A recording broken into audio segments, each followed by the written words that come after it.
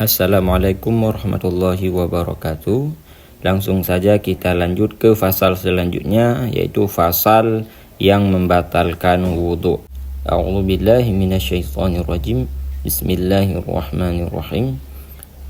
Qala al-musannifu rahimahullah wa nafa'ana bi'ulumi ya rabbal alamin. Rabbi zidna ilman warzuqna fahman.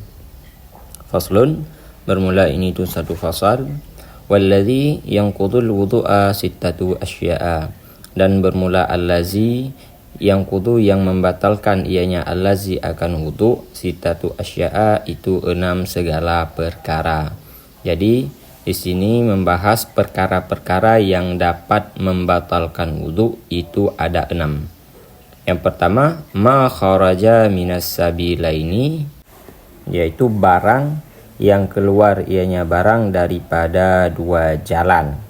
Jadi apabila ada sesuatu yang keluar daripada 2 jalan, itu membatalkan wudhu kita, baik dari depan atau dari belakang, dari kubul kemaluan depan kita dan dubur kita, apapun yang keluar, entah keluar emas, entah keluar binatang, entah keluar makanan, itu membatalkan wudhu yang pertama.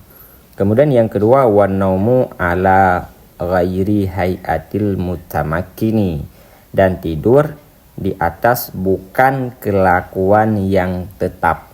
Maksudnya posisi tidur kita ini miring, dalam artian tidak tetap, kan miring.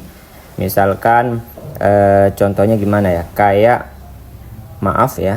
kayak pantat kita, bokong kita itu tidak tetap ke tempat duduk kita. Kadang kejungkir, kadang kita miringin. Tetapi kalau seandainya kita tidur dalam keadaan duduk dan pantat kita ini tetap tidak bergerak, tidak kejungkir, itu tidak membatalkan wudhu. Kemudian selanjutnya, wazawalul aqli, dan hilang akal.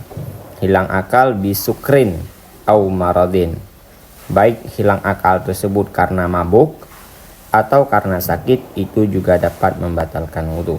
Yang selanjutnya, walamsu rajuli mar'atal ajnabiyata min ghairil haili, dan menyentuh orang laki-laki akan perempuan yang ajnabi, yang sah untuk kita nikahi, bukan mahram daripada ketiadaan penghalang.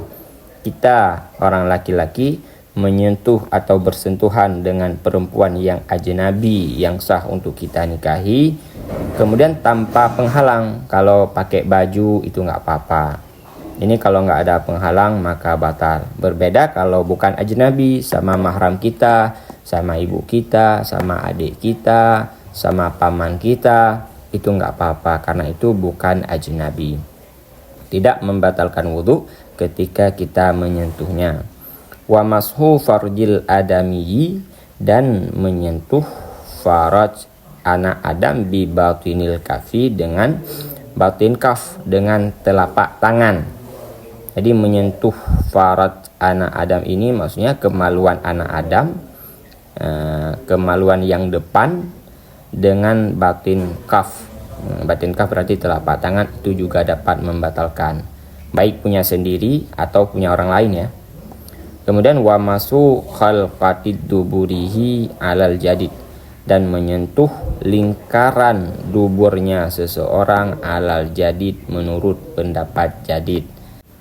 Jadi ketika kita menyentuh lingkaran dubur kita, itu juga membatalkan wudhu. Lingkaran anus kita yang bisa bergerut itu, mohon maaf ya, ini pun batal kalau kita menyentuhnya tanpa penghalang. Sama kayak halnya kita menyentuh kemaluan kita yang depan. Kalau sama-sama pakai penghalang, itu nggak membatalkan. Tetapi kalau tidak pakai penghalang, itu membatalkan.